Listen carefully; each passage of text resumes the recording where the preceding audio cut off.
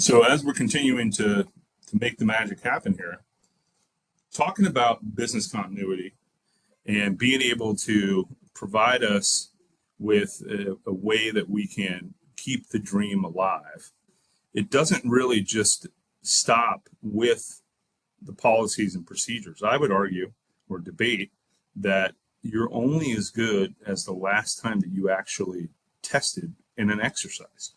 And so what do I mean? Well, like a simulation. And you can't just go and pull the plug out and say, okay, let's try to see where we're at. That's likely grounds for dismissal if you're in charge of this. So what do? We put together a plan, and then we march to the plan. And it's not easy. I kind of think that it's almost like off the get-go. You figure out how much money you have, right? You get approval from senior leadership. Remember, that's one of the golden rules, at least for the CISSP, and in real life too, right? You get the marching orders from senior leadership. You come up and get a project plan and scope approved, and then you basically do a business impact assessment. And we're going to talk about that. Sometimes you'll hear it called business impact analysis, but the BIA is what we typically do. And for me, I think that is, one of the things that we typically will do is a relative sampling of our assets and our services. Because, the old saying of how do you eat an elephant? That's it, one bite at a time. And I say that because this is a huge deal within the organization. And there are so many moving parts. There is a distinction here. And I want to make this clear. We're going to talk about this, I think, a little bit later on today. One of the things to think of is the difference between these two words. What do you consider critical, mission critical, and what do you consider sensitive? What is mission critical? Well, obviously, the human life safety, right? That's number one in the case of, what's happening in Florida right now with Hurricane Milton. Number one thing is, the safety of your friends and family. And then number two is, can I report to work? But ultimately, there's a couple of very critical things that usually I say. One, and the probably the primary is tied with that one. And then there's another one, payroll. Those are the top two, typically, quote unquote, critical services that we would invest hella money into. So payroll, accounts receivables, accounts payables, but even more importantly, we got to take care of our people. And so, if there is an incident, people are going to want to get paid. I had a friend of mine that was working for AT&T, and he was called on the team for business continuity and disaster recovery in South Florida for a hurricane some time ago. And, first thing comes through, and you guys may be well aware, especially those of you who actually live in Florida right now. And even up in Atlanta, you can get some gnarly stuff for residual from the torrential downpours and floods. But anyway, so my buddy, he says that, he was in South Florida, they deployed. And one of the things that they did is they took a Brinks truck with them down to South Florida. And this is AT&T I'm talking about. And two big semis. And so they had done some planning, and it wasn't their first rodeo. And so what they found is that, they had a phone tree that they had laminated, like everybody who's critical to your team, laminated and put on the back of your lanyard near your badge. And it was up to the managers to communicate with all their people and tell their people that, hey, power's out, We're still going to pay you. We have 2 semi trucks, big Mack trucks that were kind of like big mobile homes that had a shower. They had bunk beds, like warm shower, bunk beds, electricity that you could charge your devices, and like some bread and some water. In addition to that, the liaison from the payroll department was there to also either give paychecks for cash is king, right? Like if martial law is put into play in some of these scenarios, cash is king. So what they would do is they would give you cash. And then in addition to that, if you needed anything, they would put out an all points bulletin, an APB, to the rest of the organization that was not affected by the natural disaster. And I just thought that was kind of clever, where they would have something that happened, and this really started to crank my tractor a little bit in understanding why this happens and why it works. And I'll tell you another story here about Publix in a second. But essentially, what we're trying to do is we're trying to figure out a way that we can mitigate or put controls in place to put us in a position where we can recover as quickly as possible, or just not lose anything. And those are 2 different scenarios. And then it's kind of a piecemeal of each one of those in between as well, right? And so we would probably want to do an exercise for just payroll. We would probably want to do an exercise for just email. Then we would want to do an exercise where we do both payroll and email. And then if there's other critical things that we offer as an organization, then we start to pepper those in as well. And the first thing you tackle is the critical services that an organization makes money at, or their people. We've got to take care of the people. And then the sensitive things are the secondary components. So those are some of the things that I think of. And when you're going through and doing this, it's important for us to at least recognize that especially you guys that are on the horn here, I would imagine that you guys would be part of a tiger team. A tiger team. What is a tiger team? What do you think a tiger team is? Small task force to target specific issues. Yeah. Cross-functional. Absolutely.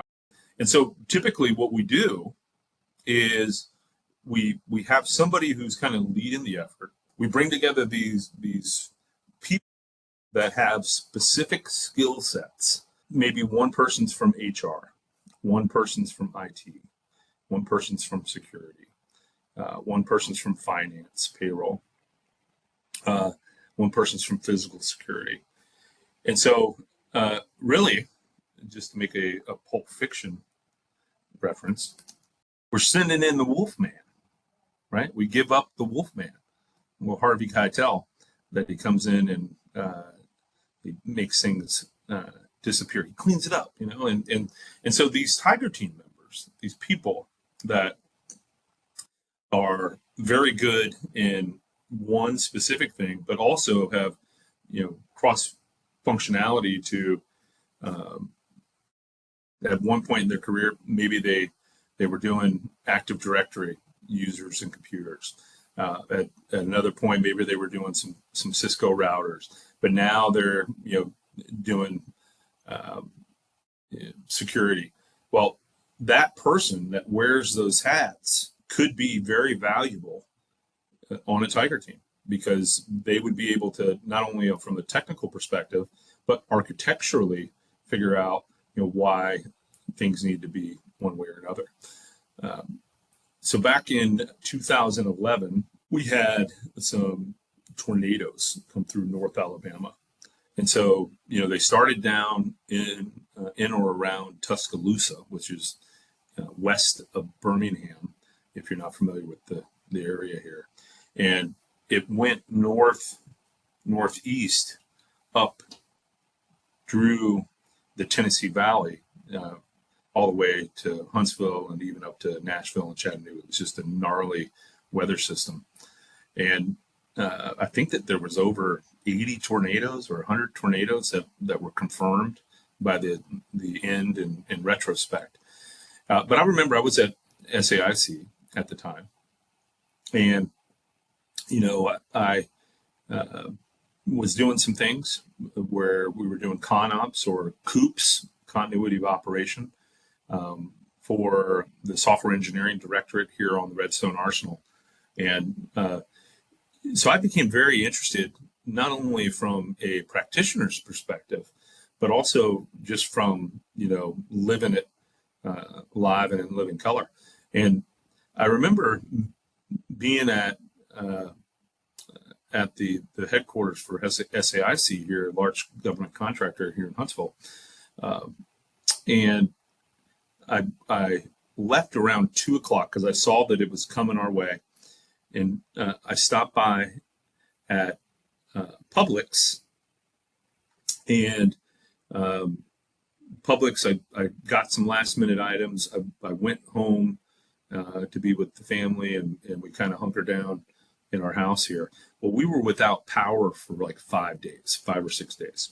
And, it makes you think about World War Z or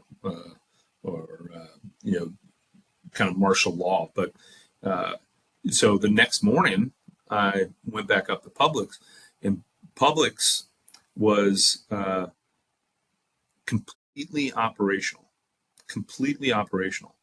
It was interesting to me, like I learned post facto, Walmart was completely down. Kroger was completely down. But Publix, they do something special. So I was president of the ISSA, and we did the cybersecurity summit that's in its 15th year now, and we have over 3,000 people here in Huntsville that come to that. It just happened a couple weeks ago, and so I was interested. I was like, you know what? I would love to bring Publix in and have them tell us how the heck they were able to do this and keep the dream alive. Well, if you didn't know, which growing up near the Tampa area and still having a bunch of family down there, Publix is from Lakeland, Florida, which is just northeast of Tampa.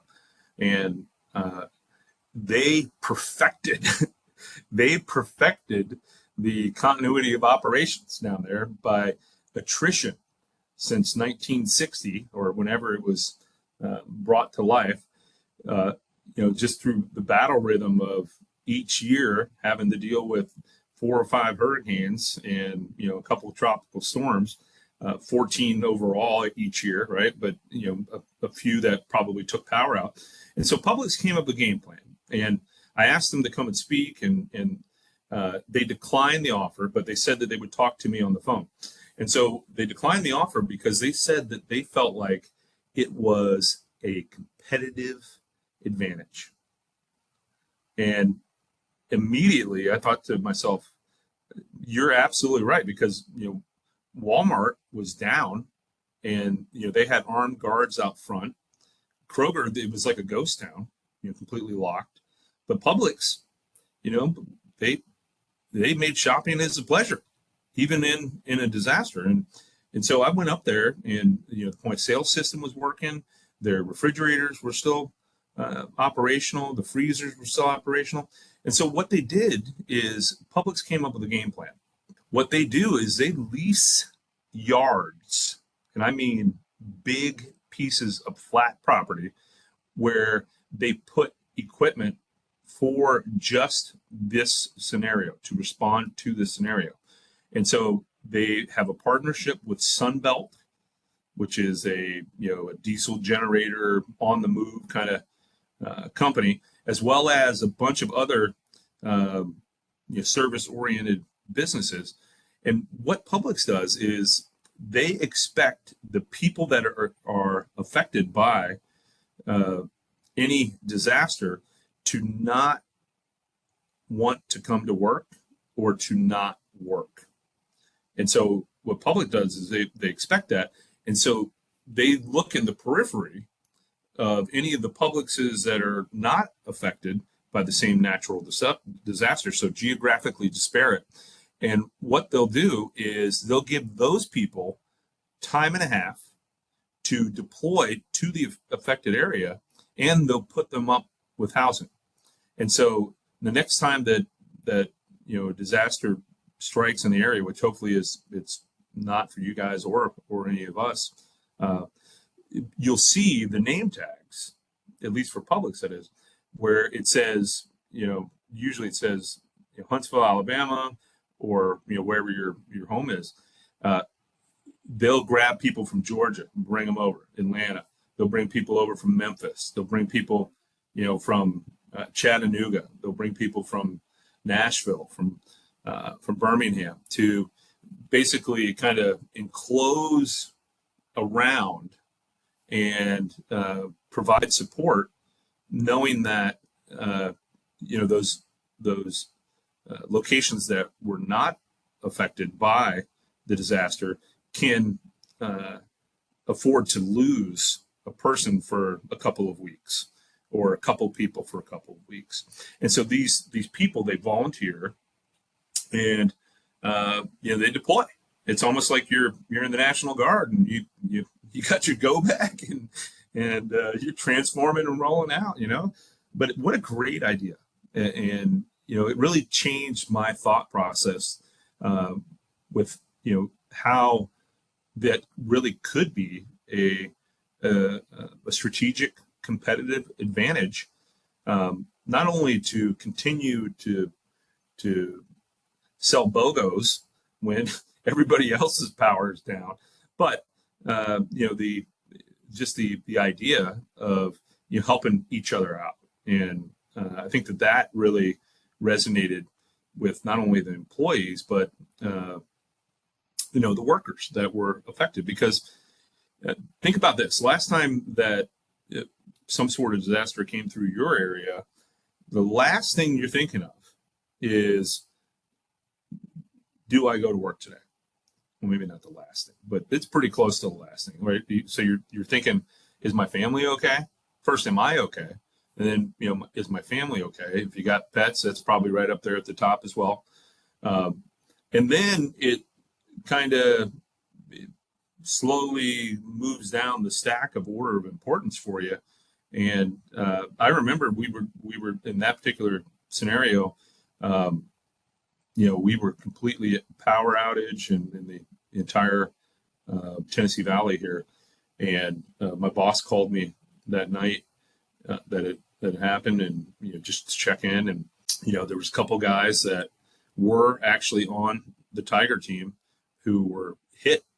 Like a tree fell on one dude's house, another one, the next door, like one of the tornadoes actually took out, not next door, but like down the street, it actually touched down and ruined a roof.